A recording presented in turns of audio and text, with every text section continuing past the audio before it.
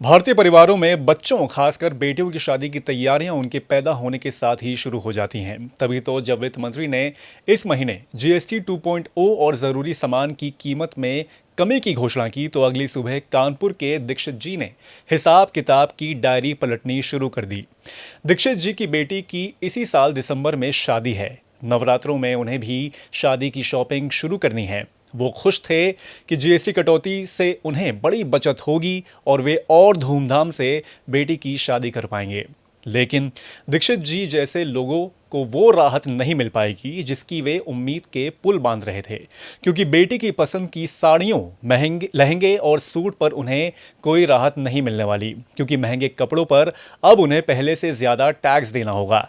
जी हाँ, केंद्र सरकार ने जीएसटी सुधार के तहत 2500 रुपए से ज्यादा कीमत वाले कपड़ों पर टैक्स बढ़ाकर 18% कर दिया है। इससे पहले इस श्रेणी के कपड़ों पर 12% जीएसटी लागू था।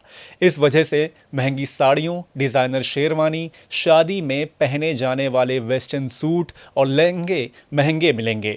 इन कपड़ों को खरीदने पर आपको 6% एडिशनल जीएसटी देना पड़ेगा। भारत में शादी ब्याह के मौके पर सिर्फ दूल्हा दुल्हन ही कपड़े और गहने नहीं खरीदते हैं, बल्कि शादी में शामिल होने वाले सभी रिश्तेदार और परिवार के सदस्य अपने लिए कपड़े और जूतों की खरीदारी करते हैं।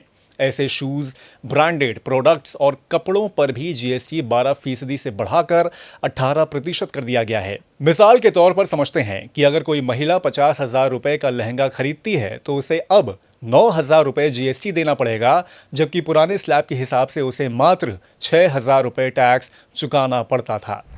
सरकार ने सोने पर जीएसटी में कोई कटौती नहीं की है।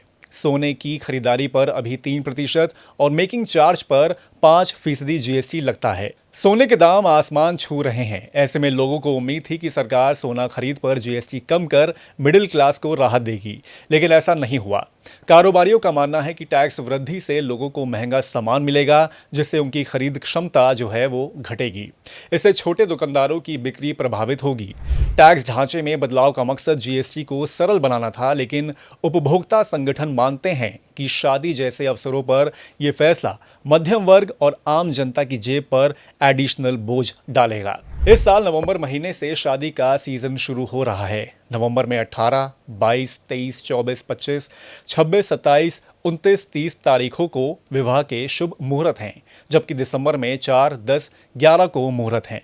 इसके बाद अगले साल शादियों के शुभ मुहूर्त जनवरी से हैं। इसलिए ज्यादा लोग शादी ब्याह की खरीदारी नवरात्रों में करते हैं। अभी से ही बाजारों में रौनक है। अब देखना यह होगा कि जीएसटी में यह बदलाव मिडिल क्लास की जेब पर कितना असर डालता है।